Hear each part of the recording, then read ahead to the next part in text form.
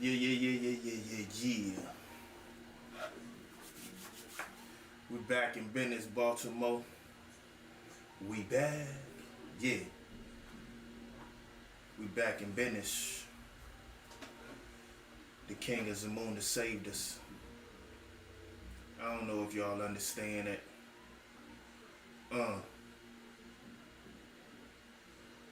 It's real in here today. Saturday Night Live special. We back. Yeah, y'all. Yeah, y'all. Yeah, y'all. We got some big topics, y'all.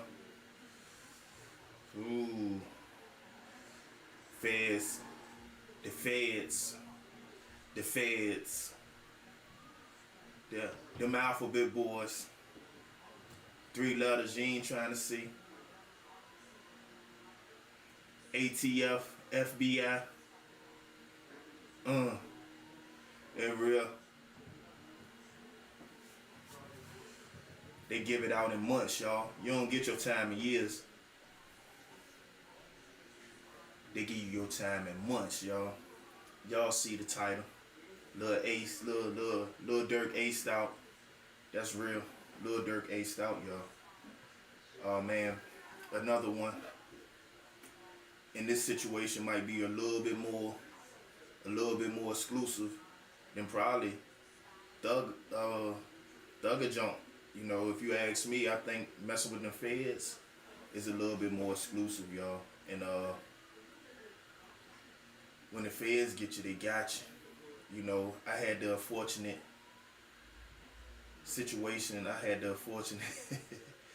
Unfortunately, I was in the feds. I had a 924C, 60 months and up, and I ain't had no co-defendants. It was just me. I went ahead and tapped out and took a plea, and you know what they had on the paper, it was what I did.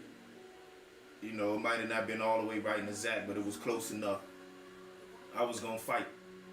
I was gonna put my fist up and try to come out that jump with my head bobbing and weaving like Mike Tyson. I was. You know, I had how they did it. You exhaust your money.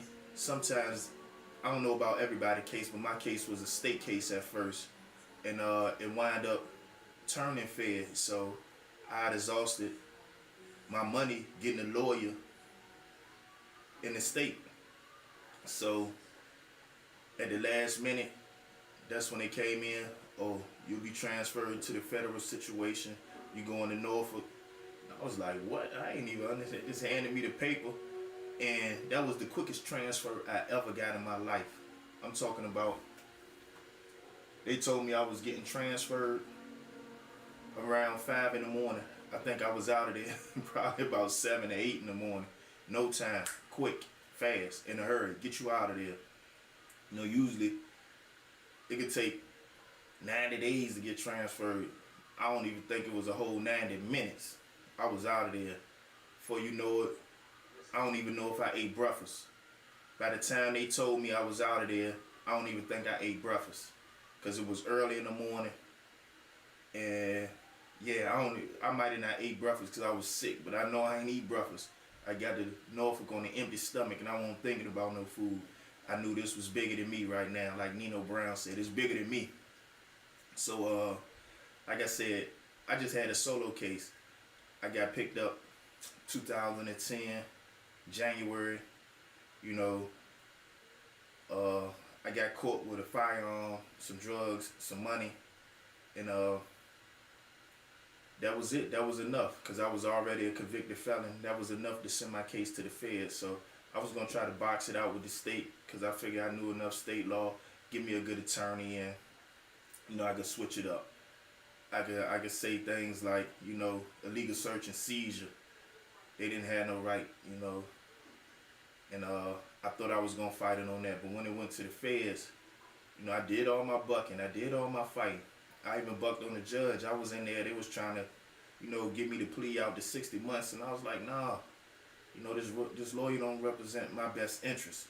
Matter of fact, we got a conflict of interest. I tried to get slick and file a claim against him with the Virginia State Bar. So I wrote up, a little claim saying, ineffective assistance of counsel, that he won't represent my best interest. So I already had that filed as an ace in the hole to kind of prolong my case. So when I got to court, it was like, oh, y'all, he's a good lawyer. You don't need no other. I said, well, he can't be my lawyer. I already filed a claim against him, and there's actually a conflict of interest to have this man represent me right now. So the judge, he was like, okay. Mark S. Davis, that was the judge. He said, okay. We was in the Norfolk Federal Court building, right there on, Bramilton? I think it was Bramilton. Yep, right there. Right when you were about to go to MacArthur. Right there, downtown Norfolk. Not too far away from Norfolk State. So he was like, you know what? You're going to get what you're looking for. You're going to get all this work. Matter of fact, his exact words just said, you're going to get what you're looking for. And that stuck with me. Because I was like, what? I'm going to get what I'm looking for. I didn't know how to take that. It had me thinking, at the time when he said it, I was like, okay, how do I go about this? But I really didn't know. So I kept asking around. And it was guys who already experienced that situation, who already had been locked up. And what they was telling me, it was like, man, this ain't like the state. You got a 99 point, they kept saying 99.9, 99.3 conviction rate. They don't miss. Time they get you, they really got all the evidence they need against you. And he was like, man, one dude from Norfolk was like, can you count? I said, yeah. What you mean, can I count? He said, man, how many times you count to 60 before you get to 180? And I said, 3. He said, then you must be stupid then. You can't count then. You can't count. Because the people trying to give you 60, man, that's really unheard of. They trying to give you 60, that's 5 years. Usually, they start you off at around 72 months. So I was like, oh, man. So then I got with this other guy. I think he was from Virginia Beach, named Eeks. Eeks was like, man, I don't even know you, man. I don't care about you. So I ain't really got no dog in this fight. But what I'm like, don't go blow trial, because that's what you're going to do. You trying to fight these people. I never seen nobody win. Out of everybody, it might be one lone soldier, one isolated incident. But really, what you fighting it on, man, that ain't no sound case right there. So I thought about it, and I wound up talking to my lawyer, Tyrone Johnson, coming out of Indiana. And, he was like, man, I'm going to tell you right now, they got people lined up. He said, such and such, Spencer Miles, these people. And I was like, oh, yeah, I think so. And he was like, they lined up. They lined up. They ready, man. They ready. They're in the batting cage, ready. And he was just, saying that even if you do appeal this case and win, you're going to still wind up doing around 5 years. Go ahead. You already a convicted felon. Like, it ain't like you fighting and you ain't got no strikes against you already. You already a convicted felon. So I thought about it. I prayed on it. I prayed on it, y'all. I sat back and thought about it, and I said, you know what, man? Let me refigure this out. And I wound up writing a letter to the judge. I said, Your Honor, this situation is my first time in the federal system, and it's overwhelming. What I wound up doing was listening to these jailhouse lawyers, and they was misguiding me. If I could get a chance, if you could put that plea back on the table, I think I'm at this point in my life. I'm ready now. I'm ready to take accountability for what I did. That's exactly what I put in the letter. So when I got to court, I had a new lawyer. He looked at my case. He was ready to OD. And he looked and found that letter in his files and read it and was like, you know what? I'm going to reconsider. That's what he said to me. I'm going to reconsider. That means he was ready to smoke my boots. He was ready. I probably would have still been writing letters, still been cooking up noodles, still working out, doing pull-ups all day long, reading books, thinking I'm getting smart. Hey man, I'd have still been in there messing around with what I thought was possible. But no, I wind up tapping out. I wind up getting 60 months. And the judge was telling me, man, you know, time you get out, you'll be this age. You should have this enough time for you to sit back and reflect and mature and come out and have all this street stuff out your system. So you know, that would, he won't lie. He won't lie. That bid took a lot out of me. It knocked the streets right up out me, y'all. You know, I went in there, my mind was I was still burnt out. But I knew I couldn't keep doing the same things I was doing. I knew I needed something different, so yeah. So now, we're gonna get to this title. Lil Durk, y'all. Lil Durk. And you know, from the outside looking in, man, he had it. He had his way out. You know, a lot of times, I don't know what this generation about. You know, I ain't knocking them or nothing. But I thought you do street stuff to get out the streets. I thought you did street stuff to get out the streets. What I mean by that is I thought you turned to the streets as a way to generate some money so you could get out the streets. You know, you ain't just doing the street stuff just cause it's cool. I ain't think that was it. Let me go to this and try to see if I could check something out, y'all. Hold on. See if I could go straight to my giant. See if I could go to my live. Should be in there. Let me watch it. See if there's anybody in the chat. Nah, ain't nobody in the chat. Yeah, let me get that out of there. That's quieted down. But yeah, I thought if anybody in the chat, y'all see me, leave a chat.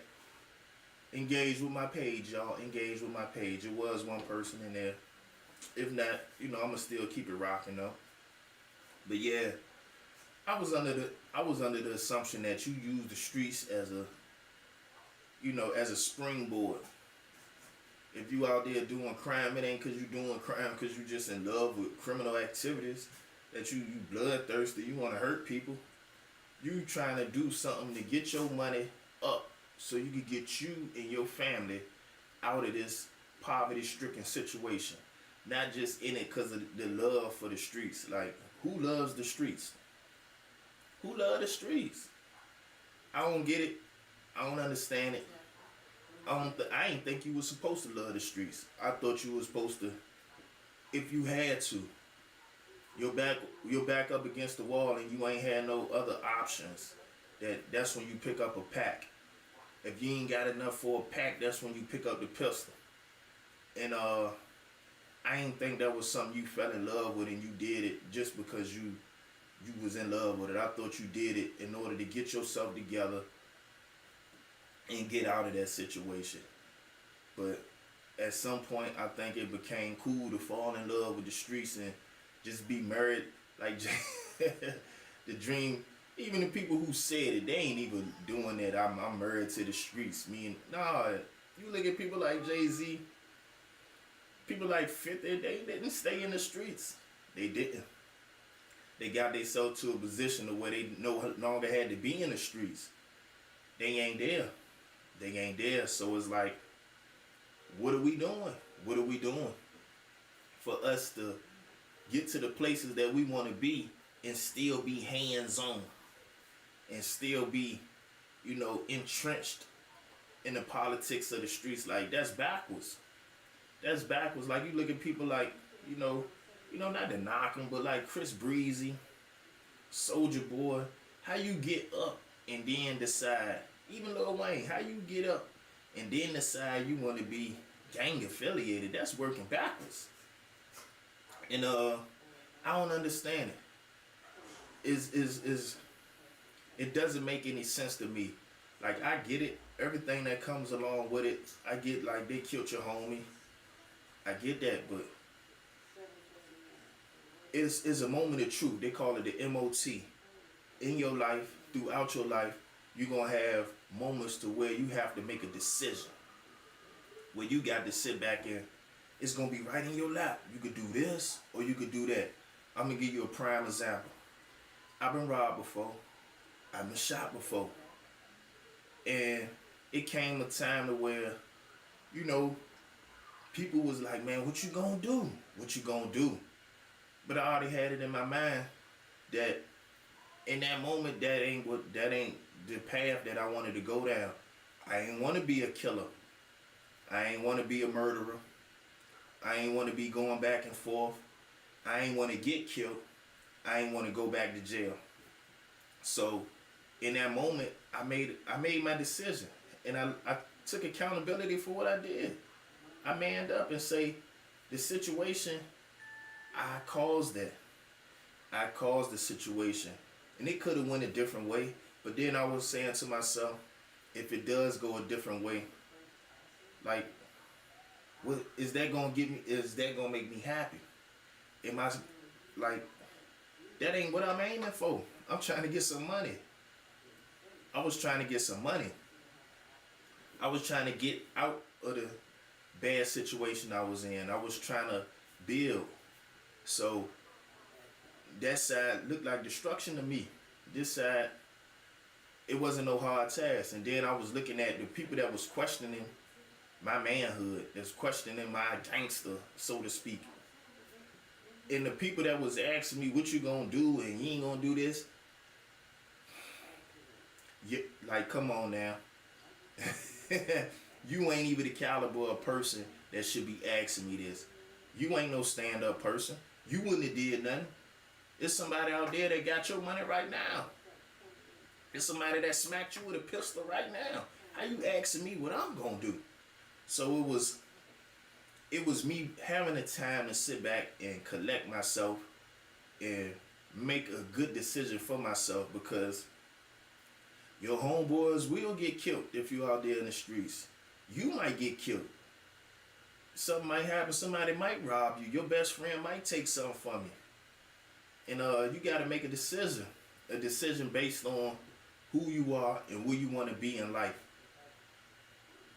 Did Lil Durk have to crash out?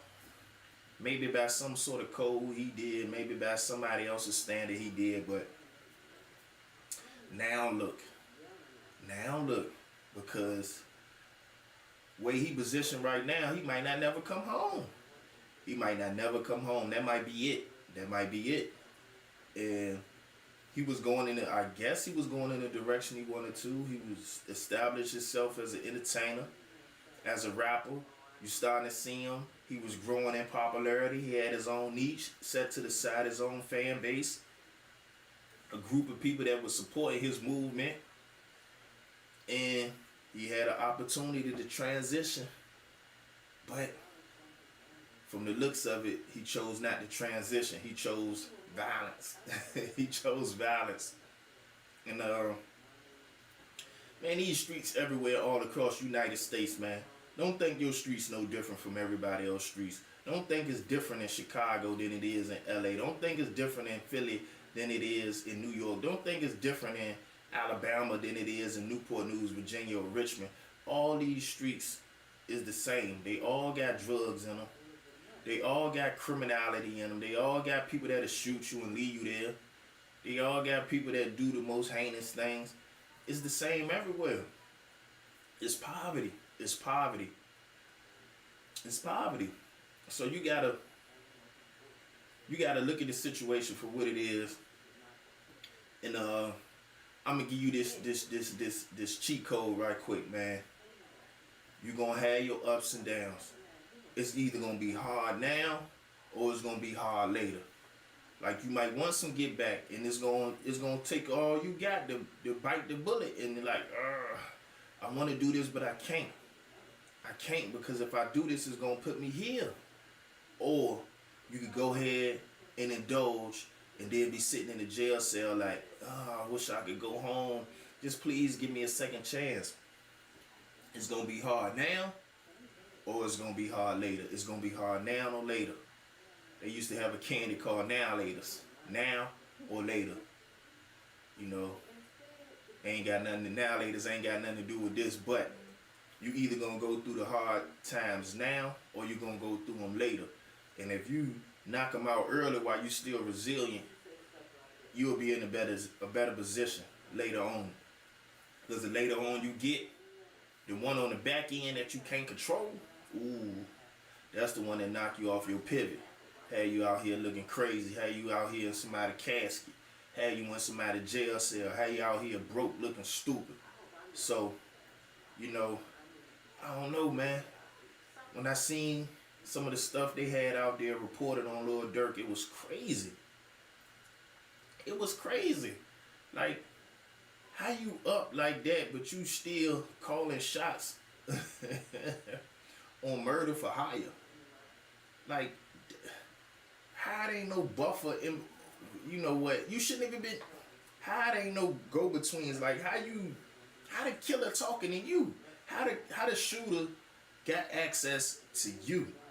That's like, Then I seen dude picture. Man, he look off.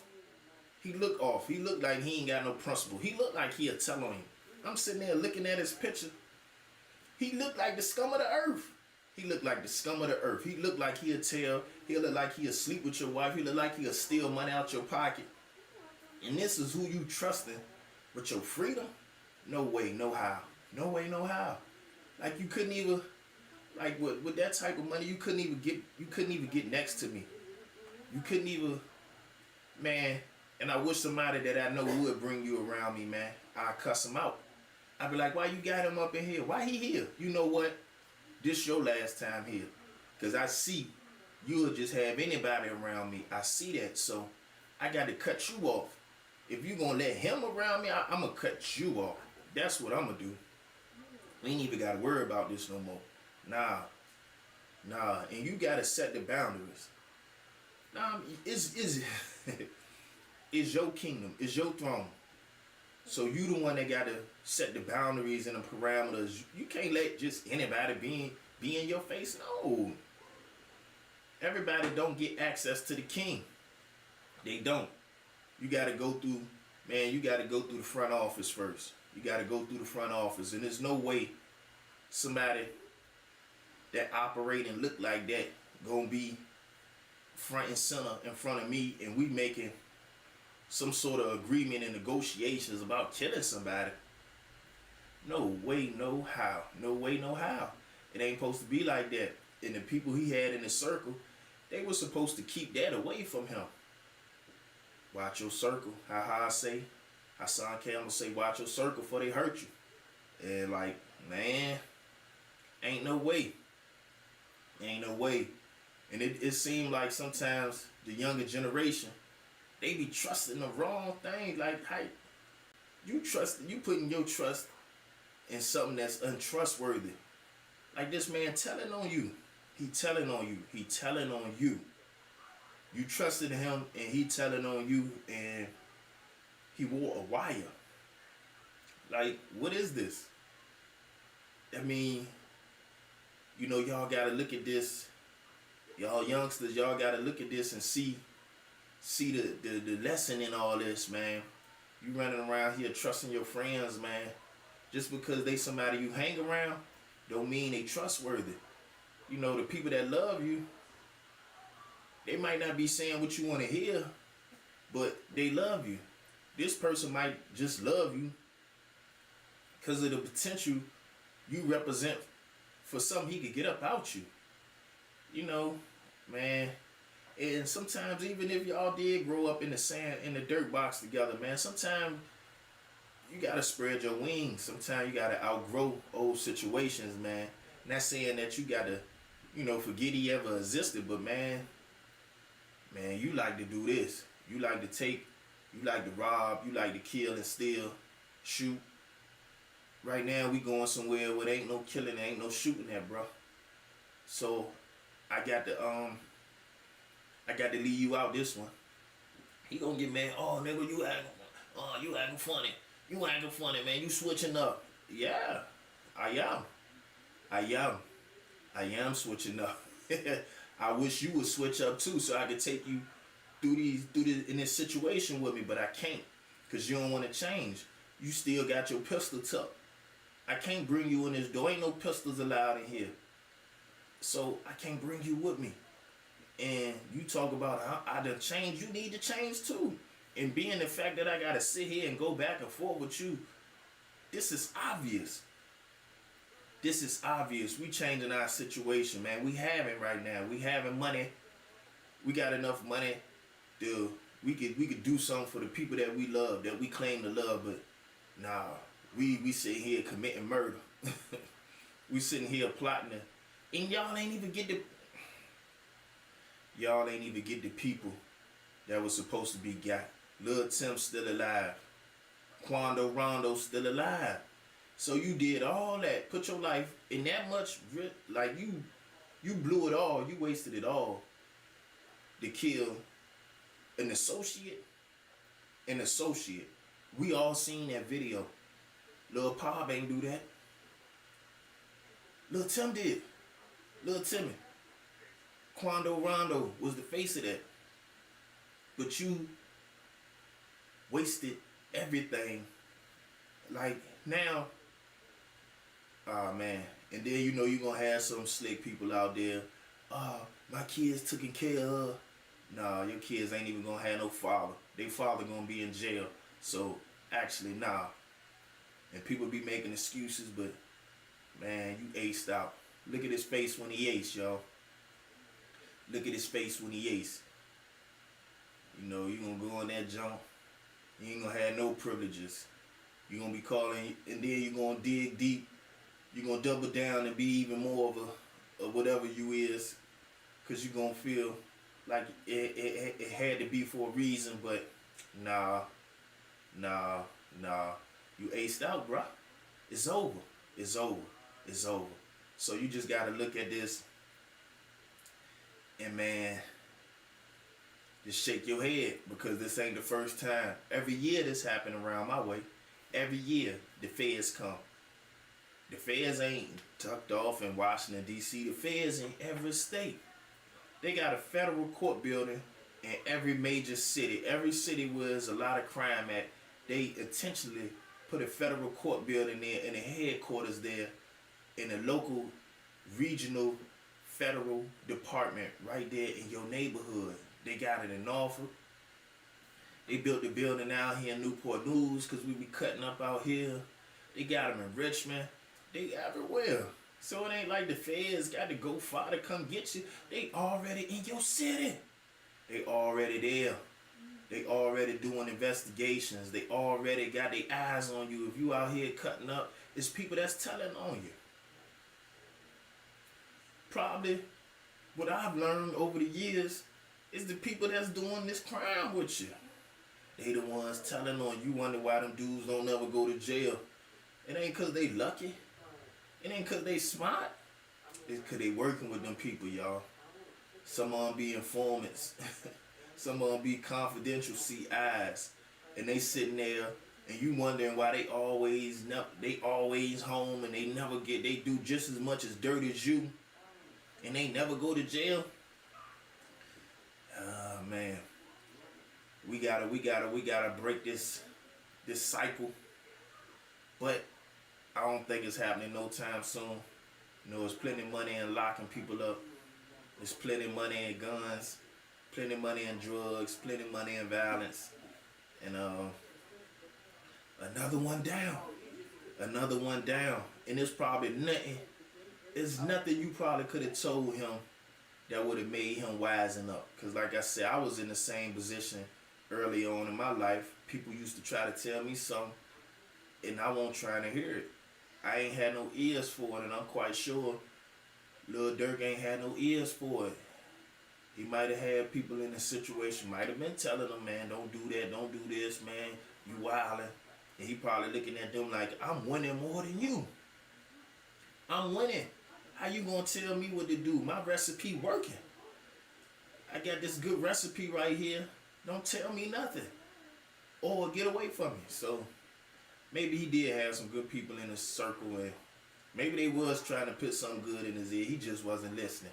And I done had somebody tell me, man, he deserved to be in there. I was like, man, you heard about Lil Durk? He deserved it. He deserved to be in there. And maybe he do. Maybe he do. Maybe. Because, like, just because we like him, do we allow him to go around here killing people? Huh? Do we allow him to wreak havoc on our community? Huh? Like, let's look at the bigger picture now. Do we, because he make good music, do we allow him to go around here committing murders for hire? Come on now. But I'm about to let this one go. I just wanted to talk about it a little bit. That man Aced Out. Another one bites the dust. Got Young Thug in there. Now they got Lil Durk in there. They ain't gonna run across each other because one of them in the state system, the other one in the feds. But man, if he did it to himself. Ain't nobody force him to do none of that. So I wouldn't even feel sorry for him. I wouldn't feel sorry for him. I feel sorry for the situation. But if we think about it, if they did do that, you got a dead man, a young adult that's dead. We ain't even looking at that. Lil Pop dead. His mama crying. His siblings crying. If he had any kids, they without a father. So we not gonna be sad for Lil Durk. We gonna be sad at the situation. Don't be feeling sorry for that man. He made a decision. He made his bed. Now it's time for him to lay down. Lay down. And it's probably for the long haul. But, it's a sad situation. But we ain't gonna sit here and be feeling sorry for this man if he a murderer. If he out here, it don't matter. So, let me get up out of here, y'all. Take us with this beat, man. Get us out of here. Shut this down. Bring this back around. Hold on, y'all. Let me see. Am I back in business, Baltimore? Nah, I ain't back in business yet. Hold on.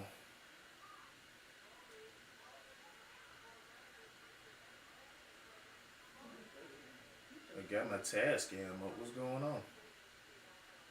Well, it might not be no sounds to take us out of here. Hold on. Might not be no sounds.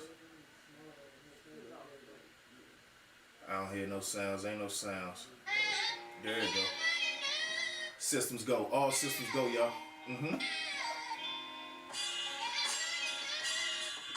Oh no. Hold on. That was coming out the wrong situation. That was the wrong situation. That one in my headphones. Let me see. Is everything still working? Hold on. Let me see. Nah, that's the wrong situation. We ain't got no sounds. We ain't got no sounds right now. I was gonna play us out of here. That would have been BLE Bishop, Flawless, Chef Beats. Oh, and y'all don't see this. Before we get out of here, hold on. There it go. Y'all see that? That's Elite Pro. That's Eric Davis, y'all. You know what I mean? Eric Davis. He right there on 368 Denby Boulevard. Master barber.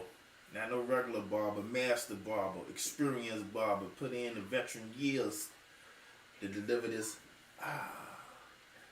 tight hairline, y'all. And he be working miracles on me. So let me get up out of here.